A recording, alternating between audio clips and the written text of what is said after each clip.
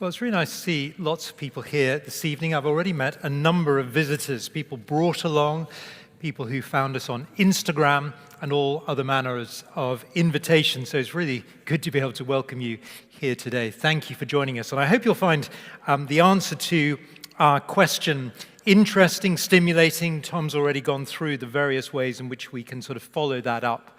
And I'll be saying a little bit more about that. But yes, do bear in mind the questions that we'll be having at the end by using the QR code. There'll be time to sort of follow that through in the end. For now, you may want to just grab the handout if you haven't, and if you turn to the middle page, you'll see where we're going there. A number of things are going to be said over the next 25 minutes or so. I think one of the major causes of confusion in our world today is that our assumption when it comes to pain and suffering are often wrong. We assume that it may be better to have a pain-free, suffering-free world. That's part of the reason why we ask questions like the question this evening. We imagine a world where we and others suffer less to be necessarily better. And we might have come to the thinking that because we don't like suffering, God can't be good. The idea that God would allow it could seem abhorrent. Or perhaps we come to the conclusion that even if we do believe in a good God, that of course God isn't powerful to stop it. Well, my aim this evening is to present what we as Christians, it's always difficult to sort of pigeonhole what type of Christian you are, but various sort of subpoints like evangelical, Bible-believing, sort of conservative with a small c in terms of taking a very high view of Scripture. They would apply to the sort of things we believe here at St. Nick's. And I want to say, as one of those sorts of Christians, that God is indeed all-powerful. We believe that. And that he genuinely could prevent suffering.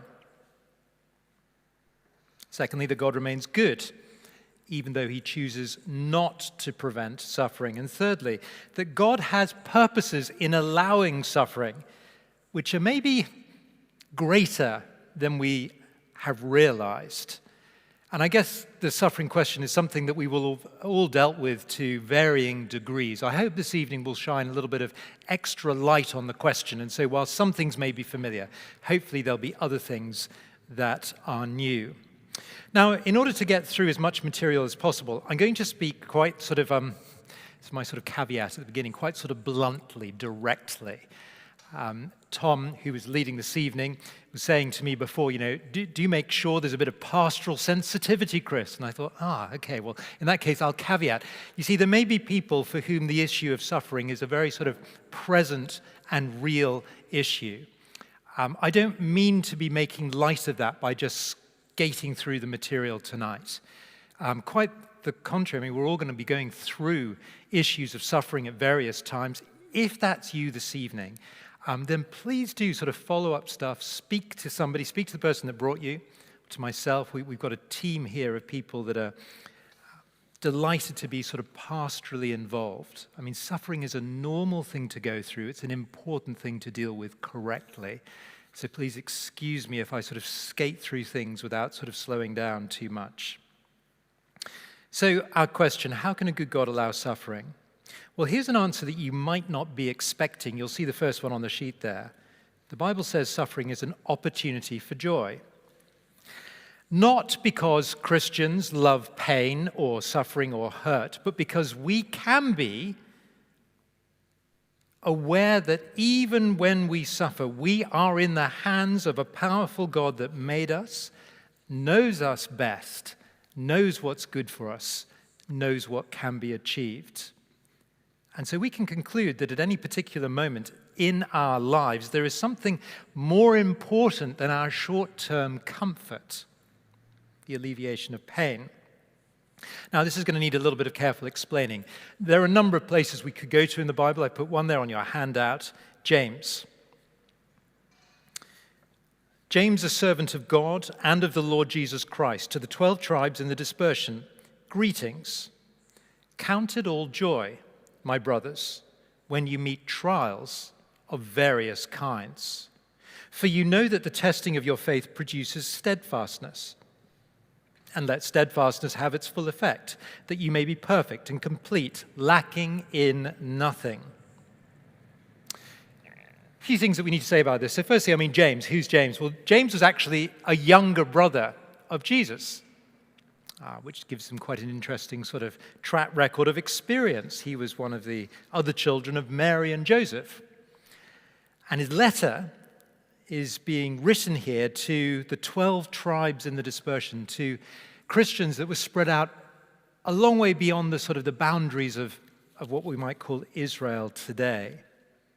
And these people are clearly going through trials. On to our subject this evening. Verse 2, count it all joy, my brothers, when you meet trials of various kinds. Trials, very broad term. James uses it on purpose. It could be the smallest setback that anyone might experience, Christian or not, to the most serious pain that anyone might experience, Christian or not. Very broad term. In other words, every type of suffering possible. The big challenge: count suffering all joy. Now, James does not say that other emotions won't be present too. They will. We've experienced them. There will be anger sometimes. There will be tears, for sure. A sense of injustice, depending on what's happened. It's so unfair. But the amazingly difficult challenge that James says as he opens up his only letter in the New Testament, count them all joy.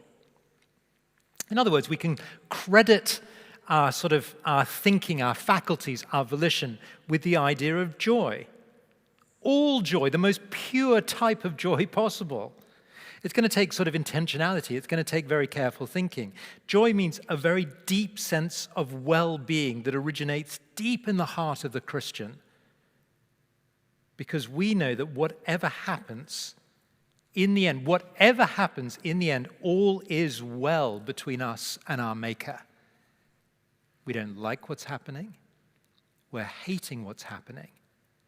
And yet somehow we're in the hands of a God who made us, who knows best. All joy. It's a radical first start, isn't it?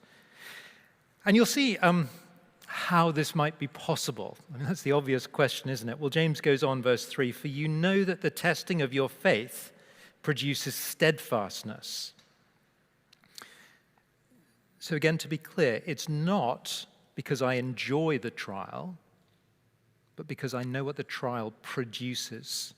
Steadfastness. That's a deep-seated conviction of what I know to be true. In other words, suffering will cause my faith to be strengthened. You see, as a Christian, we can go around, and if you've been brought here tonight or you're looking into the Christian faith, you may have heard Christians say, oh yes, I'm a Christian. It's a relatively easy thing to say, isn't it? Words on our lips can just be used in all sorts of situations. But if it's just words on my lips, what difference does it make when life gets difficult? It doesn't have much backbone if it doesn't count for anything when life gets very difficult. And James is saying here, testing can cause the words on our lips to grow into steady conviction, stronger, resilient faith. It's exactly the same principle that many will be familiar with, the idea of going to the gym. You go to the gym, you build muscle, you lift heavy weights. What happens to the muscles? They break down. Sometimes they can get very damaged, but they regrow stronger. And that's the idea here. Trials make our faith grow. And so we can be confident in the end that God knows what he's doing through the pain. End of verse 4 is where it ends up. The steadfastness have its full effect, patiently, joyfully enduring the trials, that you may be perfect and complete and lacking in nothing. Now, I do realize, this is, a proposition like this, it's very hard to get our heads around. And it is going to be massively different for every one of us. Even taking on board a proposition like this is going to depend a little bit on your character, your disposition, the particular things you are going through at the moment or have gone through. You'll all have different things that are going on in your mind at the moment. But the key thing here, the key challenge here is to remember that suffering is actually an opportunity for joy. And so the challenge of this opening point, it's not always about sort of looking on the bright side or finding a silver lining in every situation, but instead to be joy-filled. One of the best examples I've seen of this in my sort of recent Christian life is when I was working at another church, actually from not so far away, and I interviewed a Christian couple, and they'd recently gone through a very sort of severe episode of suffering. It was as bad as it gets, really. I mean, they had a couple of kids, and the youngest of the two kids was diagnosed with cancer, and there was a long period of uncertainty, and the little one went through a lot of sort of operations, months and months of specialist treatment. It was looking really bad. Probability, sort of, the statistics come in, very, very low probabilities, until amazingly everything stabilized. And I said to them afterwards, it must have been horrendous. And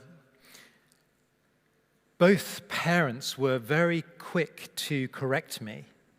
And they immediately said, no, that's not true. It was not horrendous. And I said, okay, I can understand. I mean, now you're through it. You can look back at the times of really bad suffering and you can say, okay, well, you can see that God has provided a solution. Now you're okay because it looks like, your child's got the all clear. And the mum shook her head again and said to me, no, that's not right. You must understand that even in the darkest moments that we had, the whole ordeal, this is exactly what they said, I wrote it down, the whole ordeal was the most amazing experience of God providing for our every need. And then she paused and said, I wouldn't change it for anything. It was a privilege. And that's verse 2 in action, isn't it? Count it all joy, my brothers, when we meet trials of various kinds, suffering, an opportunity for joy. Secondly, and we'll deal with some of these other points a little bit more briefly. Secondly, in this world, suffering in this world caused by us. We need to remember the origins of all of this. We need to go right back to the beginning and see where it is that all of this suffering came from. You see, the world that God made, he made perfect. You won't be surprised to hear that as Christians we believe that God made a world without suffering, without pain. And God gave humanity everything that was needed. He created, quite literally, as the original translation says, paradise. Everything was provided, held nothing back. And then Genesis 3, the third chapter of the Bible, tells the story about how everything went wrong. Humanity was not content with everything that God had given.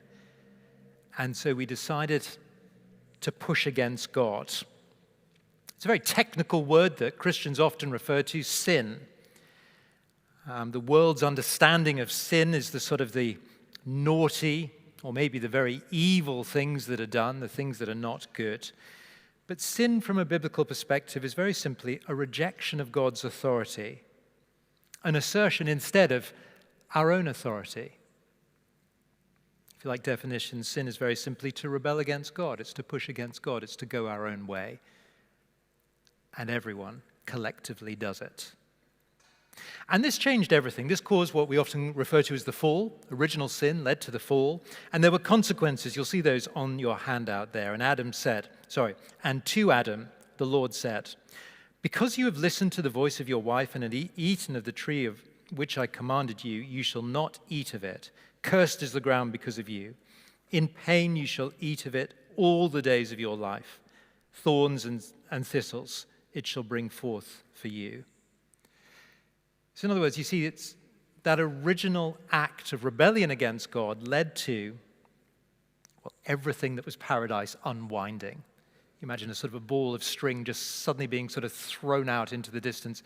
Everything goes back to scratch. Suddenly, the relationship between humanity and God, it had been perfect.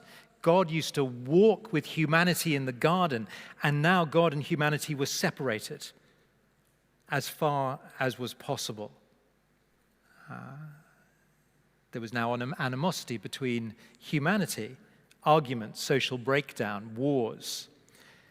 And there was also enmity within the created order. The world was broken. Natural disasters, famine, etc., etc. End of verse 17, just glance at it again. This will go on all the days of your life. And that causes pain and ongoing suffering, doesn't it? And this is where it all began. It's like we sort of collectively declared war on God. And of course, it's worth pointing out, no attempt to solve human problems has ever resulted in any significant sort of ways forward. Every politician, every sort of new leader of every culture will try to solve the world's problems. There's never been any success. And as we fast forward sort of through the Bible, you see this sort of in a speeded up fashion. One thing becomes very clear.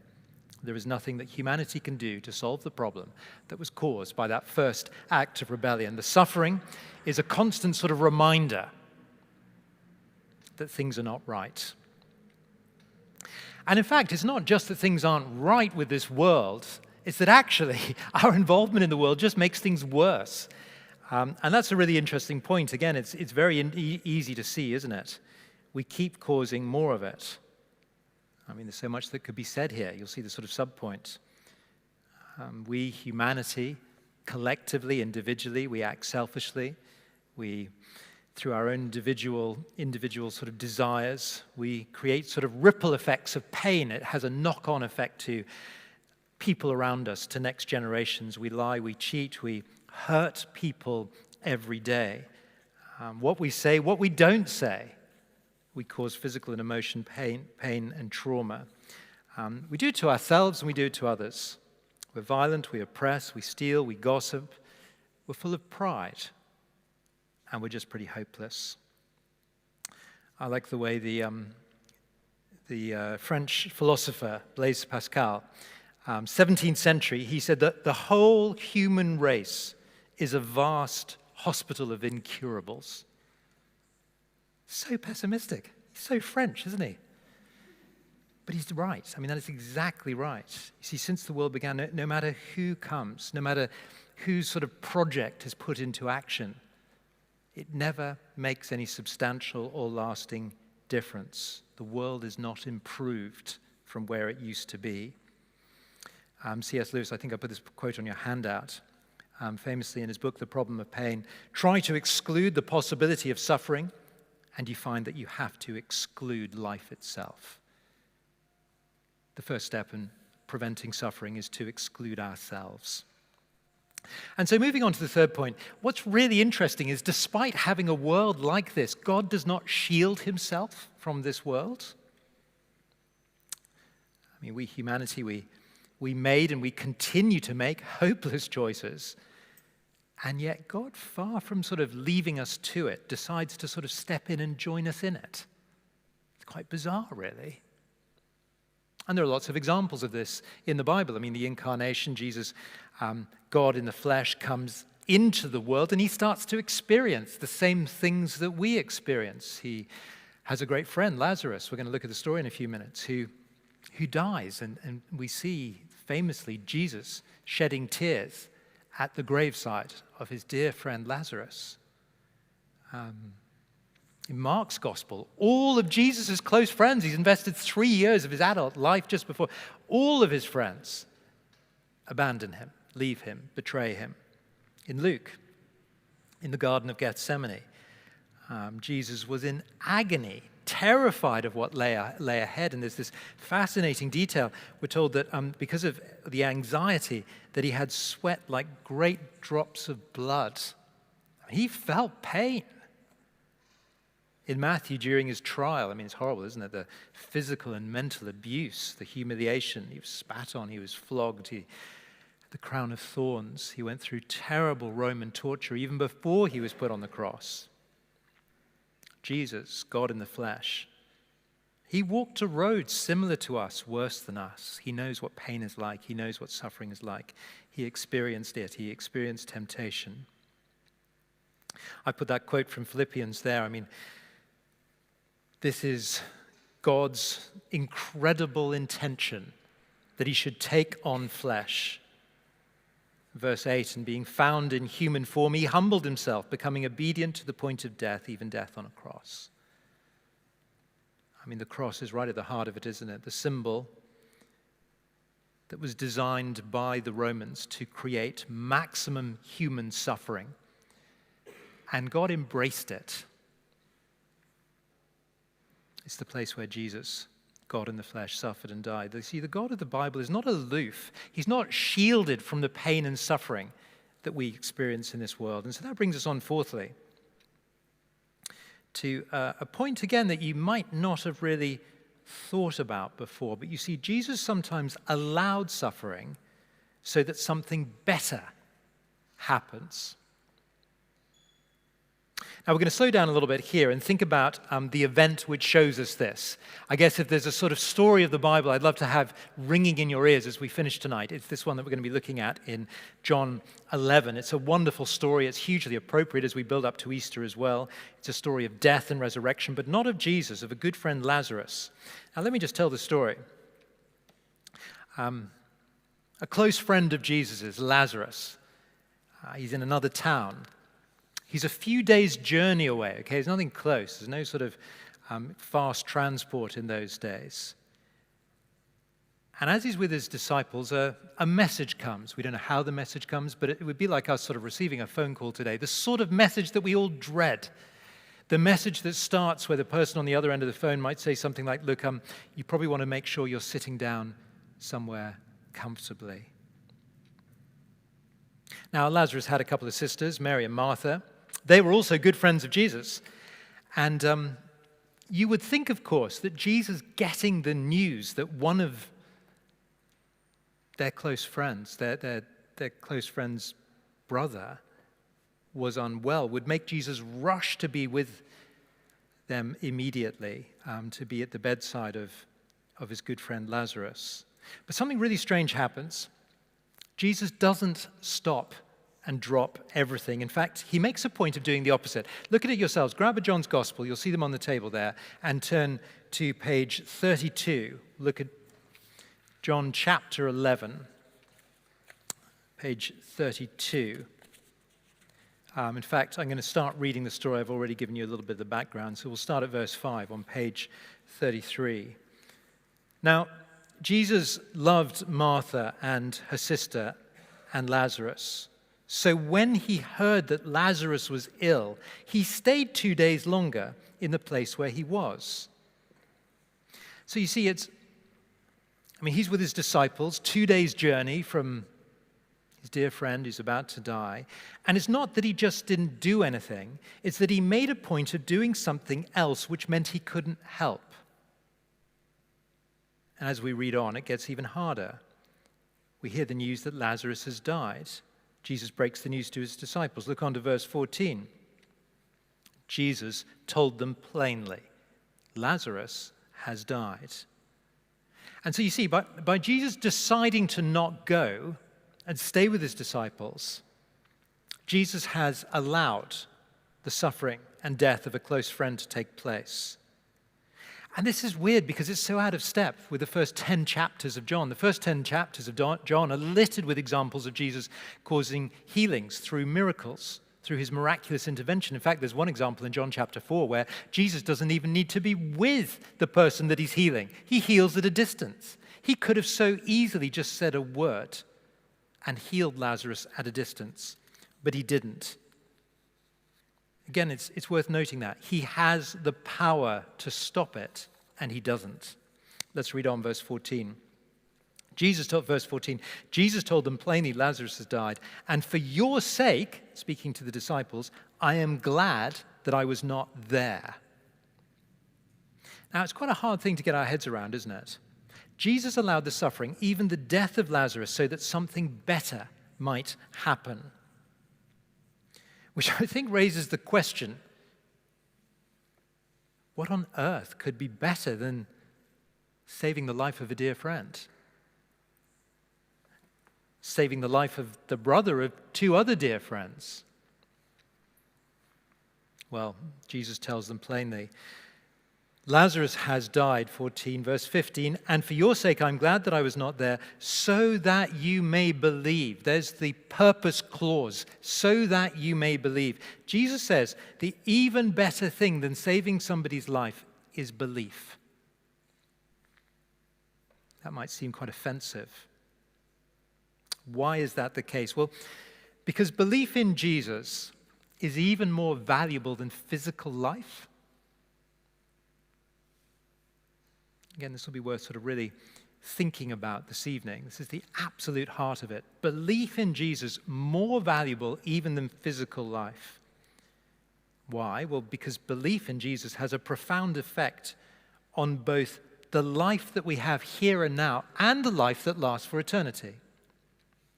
And Jesus spells out both. Look at verse 25. You'll see it there. Jesus said to her, okay, this is now when he's with the sisters. He's gone to see them. Lazarus is dead. He's in the tomb. And Jesus said to her, I am the resurrection and the life. Whoever believes in me, though he die, yet shall he live. And everyone who lives and believes in me shall never die. Now, these are pretty famous words. Jesus says, I am the resurrection and the life. Let's just consider that phrase alone. I am the resurrection. That's something that's about the future. It's a statement that applies to an event in the future. And Jesus is saying, if you put your trust in me, he's saying this to Martha in the first instance, if you put your trust in me, belief in Jesus, then you can be sure that the grave is not the end. I am the resurrection.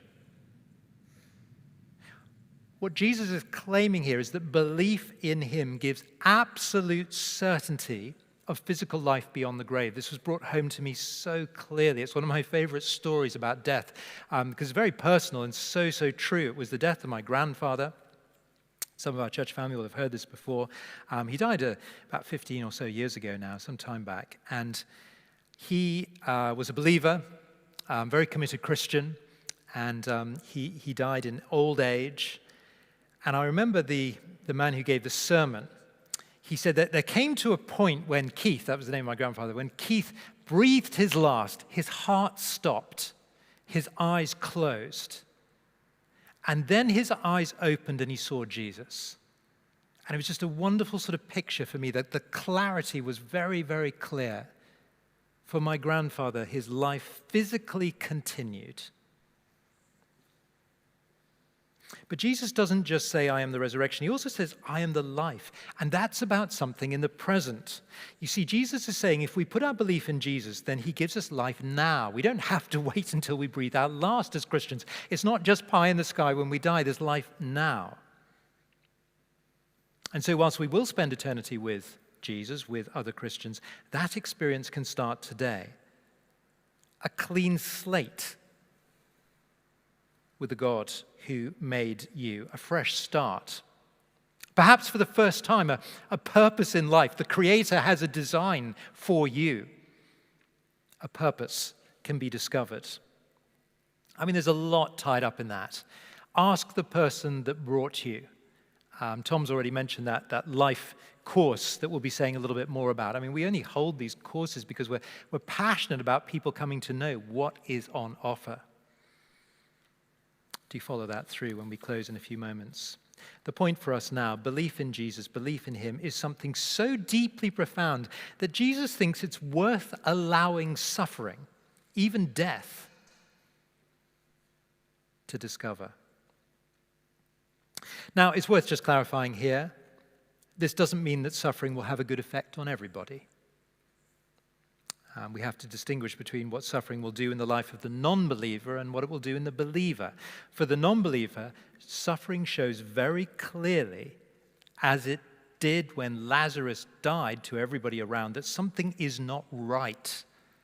Tears and pain show us that things are not right. And God uses that sometimes as a wake-up call. I mean, anecdotally, some of us will have experienced similar things like this ourselves. I mean, it's when we or when a loved one goes through some type of practical or emotional pain, physical, financial, social, something that isn't right, some experience of that will help to wake us up to the reality that this world is not as it should be. I mean, C.S. Lewis, again, famously said, God's megaphone to a dying world, suffering, pain is God's megaphone to a dying world. Look at the world. It's not right.